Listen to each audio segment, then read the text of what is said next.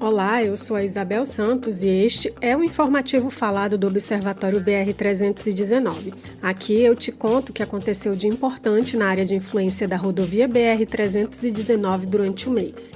Este informativo é a versão falada e resumida da versão que está disponível no nosso site na internet, no endereço www.observatoriobr319.org.br. Ele é dividido em 5 seções que trazem uma matéria principal, o destaque do mês, que fala sobre a última novidade a respeito da BR-319, a seção Interior em Foco, que destaca iniciativas positivas nos territórios da rodovia, a seção Ciência, que, como o próprio nome diz, aborda algum assunto científico ou pesquisa. E, por fim, a seção de monitoramentos de desmatamento e focos de calor. E o Minuto BR, com notinhas sobre o que foi destaque na BR-319 recentemente. Boa leitura! E o título da matéria de destaque do informativo número 44 de junho de 2023 foi Marco Temporal e a BR-319. Entenda por que a tese ameaça povos indígenas na área de influência da rodovia. Das 69 terras indígenas na área de influência da BR-319 e monitoradas pelo Observatório BR-319, apenas 2 foram homologadas antes de 5 de outubro de 1988. A condição não traz mais segurança aos territórios em caso de vigência do marco temporal. Tese jurídica e projeto de lei que questionam a ocupação de territórios indígenas antes da promulgação da Constituição de 1988, mas mostra como a nova Constituição, que veio com a redemocratização do Brasil, foi importante para a defesa dos direitos indígenas, que agora estão ameaçados. Em todo o país, a situação é preocupante, especialmente em territórios como na rodovia BR-319, que são pressionados por obras, invasões e desmatamento. Em se tratando de povos isolados, a situação fica ainda mais grave, porque eles poderiam ser alvo de contato compulsório. Na área de influência da BR-319, as terras indígenas Apurinã e Garapé Taualmirim, do povo Apurinã, em Tapauá, e Catiriana, do povo de mesmo nome, em Porto Velho, em Rondônia, foram homologadas em 1986. Na rodovia, existem pelo menos 6 registros de povos isolados: os Catauixi, os Cauarriva, os Rimerimã, os Maici, os Mucuim e, mais recentemente, os do Mamoriá Grande. O marco temporal pode, por exemplo, paralisar o processo de homologação de 7 territórios indígenas na área de influência da BR-319 e abri-los para grilagem, garimpo e desmatamento, além de favorecer a instalação de projetos de infraestrutura, como a construção de rodovias, hidrelétricas e outras obras em terras indígenas sem consulta livre, prévia e informada nas comunidades afetadas, violando a própria Convenção 69 da OIT. Em todos os seus aspectos, o marco temporal é uma ameaça aos povos que já têm contato e aos povos que ainda vivem de forma autônoma e em isolamento voluntário. O marco temporal segue em julgamento no Supremo Tribunal Federal em forma de ação sobre o caso do território do povo Xoquileng e em votação no Senado Federal, como o PL 2903/2023. Leia mais na versão interativa do informativo acessando www.observatoriobr319.org.br. O título da seção Interior em Foco do informativo número 44 de junho de 2023 foi Carim, 17 anos de lutas e vitórias. A organização do Rio Manicoré celebrou o aniversário de criação com festejos e reflexões sobre a continuidade da luta pela proteção territorial. A Carim, que é a central das associações agroextrativistas do Rio Manicoré, completou 17 anos de fundação neste mês de junho de 2023. Uma grande festa foi realizada no dia 3, na comunidade Mocambo, e reuniu aproximadamente 150 pessoas, entre moradores do território e convidados.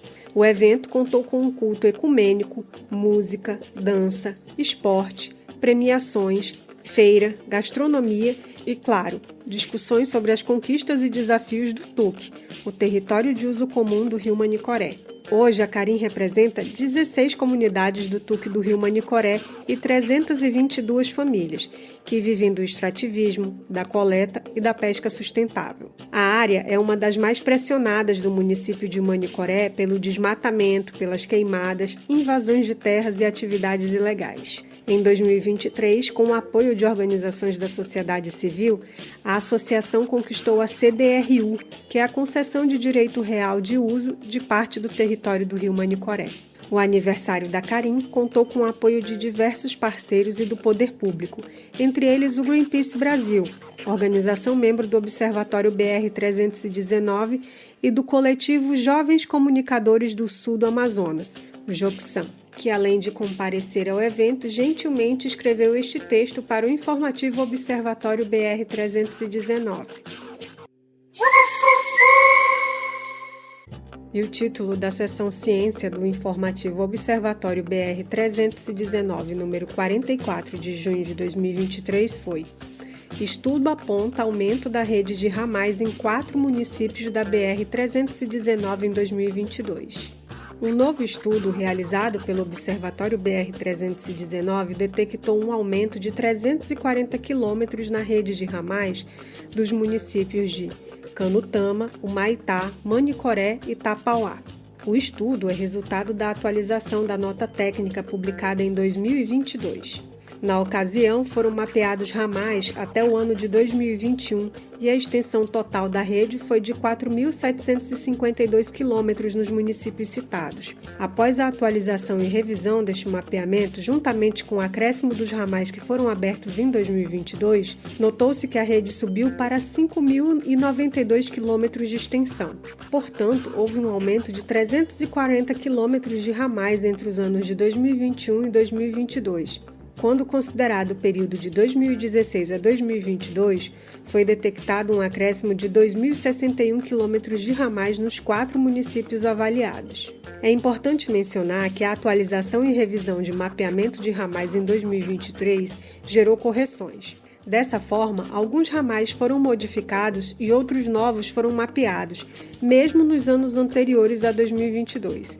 Isso ocorreu, possivelmente, porque esses ramais não estavam visíveis nas imagens utilizadas no primeiro mapeamento. Em função das alterações, alguns valores referentes à extensão acumulada de ramais nos anos de 2016 a 2021 não permaneceram iguais aos da nota técnica passada, tanto para os municípios quanto para as categorias fundiárias. As informações, mapas e detalhamentos, o leitor confere quando a nota técnica for publicada. O título da seção Diálogos da BR-319 do informativo número 44 de junho de 2023 foi: Lideranças indígenas manifestam repúdio à fala de Wilson Lima contra a homologação de terra indígena do povo Mura, em Altazes. Declaração do governador do Amazonas coloca a população da cidade contra indígenas.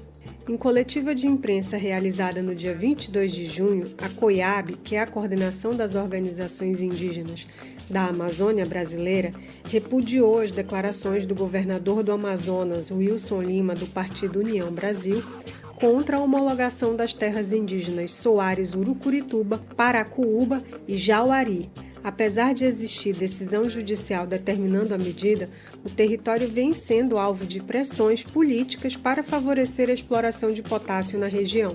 O território em questão é ocupado há mais de 200 anos pelo povo Mura, que luta há mais de 20 anos pela homologação do território e enfrenta pressões da empresa Potássio Brasil para exploração mineral no local. Em 2018, os próprios indígenas iniciaram a autodemarcação, processo que resultou na delimitação da TI. Este texto foi adaptado de notícia publicada no site da COIAB. Caminhando para a reta final desta edição do Informativo Falado, agora a gente tem os números de monitoramento de focos de calor em maio de 2023 na BR-319. Durante o período, todas as regiões monitoradas pelo Observatório BR-319 apresentaram decréscimo no número de focos de calor em relação a maio de 2022.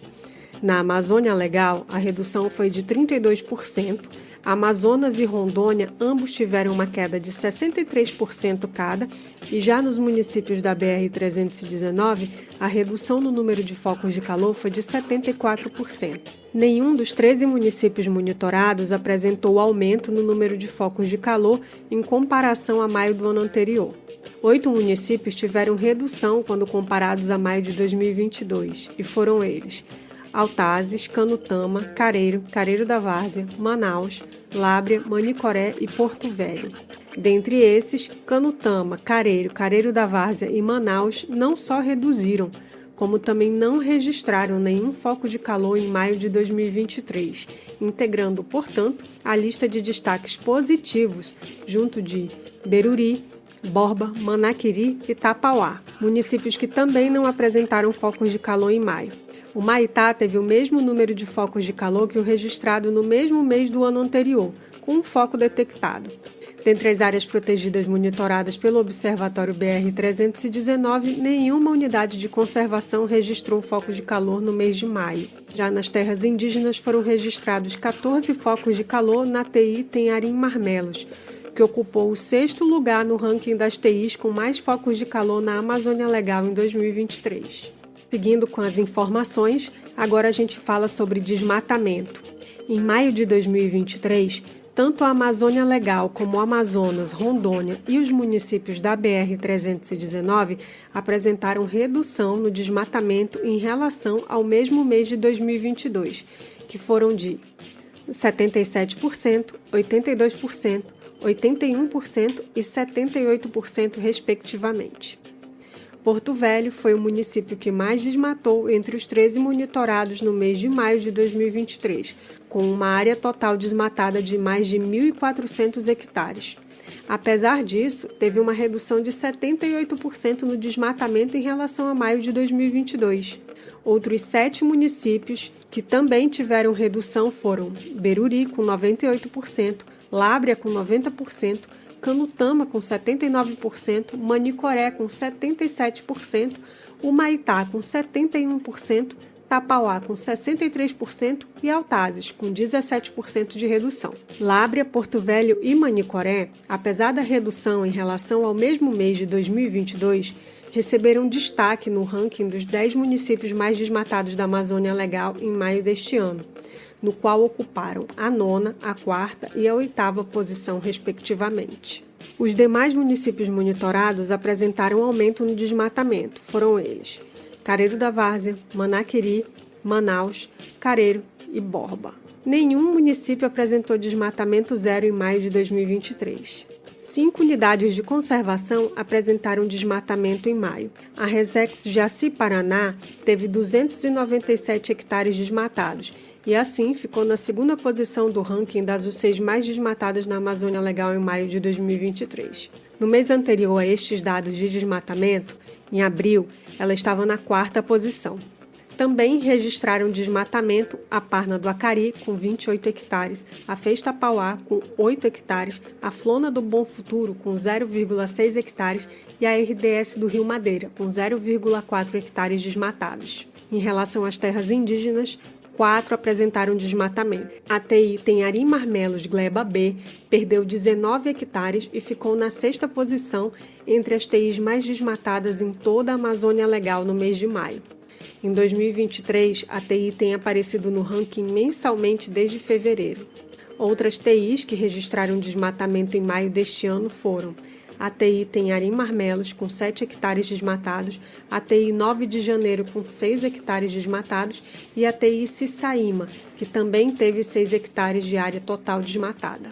Estes foram os monitoramentos de maio de 2023 do informativo número 44 do Observatório BR-319.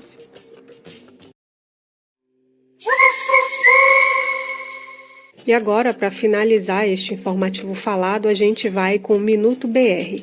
Denúncia. A mineradora canadense Potássio do Brasil é alvo de uma reclamação na Comissão de Valores Mobiliários dos Estados Unidos por omitir informações dos seus investidores sobre a questão indígena envolvendo seu projeto para explorar potássio na bacia do Rio Madeira, no Amazonas. A denúncia é assinada pelos professores da Clínica de Direitos Humanos e Prevenção de Atrocidades da renomada Faculdade de Direito de Nova York, a Cardozo Law Institute, e da Universidade Vale dos Sinos, a Unicinos.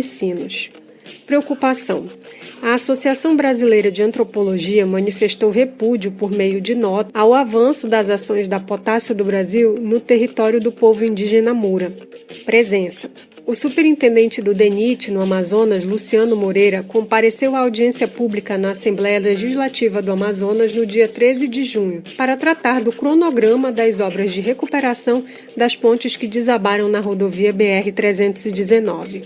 Entre outras informações, Moreira disse que até outubro, pontes semipermanentes devem ser construídas sobre os rios Curuçá e Altais-Mirim. As estruturas devem ser de concreto e madeira e vão substituir as balsas que são usadas atualmente na travessia. Assista à audiência completa através de link disponibilizado no informativo. Lote C. Segundo informações do G1 Amazonas, o DENIT deve retomar as obras do Lote C ainda em 2023. No entanto, a ação depende de 2 licenças e da contratação de um novo consórcio para pavimentar o trecho. O diretor-geral do DENIT, Fabrício Galvão, afirmou ao G1 Amazonas que o órgão tem a licença para a obra. No entanto, falta autorização para as áreas industriais, como canteiros de obra e de asfalto, que dependem de licenças concedidas pelo IPAAM.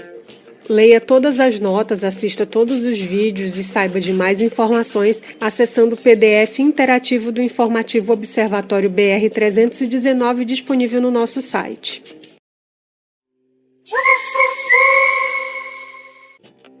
E é isso. Por enquanto eu fico por aqui. Se quiser saber mais sobre mais notícias desta edição, acesse o nosso site na internet através do endereço www.observatoriobr319.org.br. Obrigada por nos ouvir e até a próxima.